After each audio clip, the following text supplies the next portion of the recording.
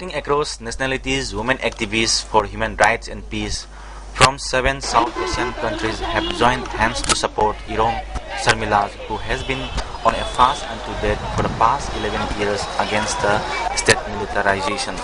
In related with this, Hyderabad Manipuri Society and a National Alliance of People's Movement jointly organized a statewide signature campaign at Hyderabad on 2nd October 2011.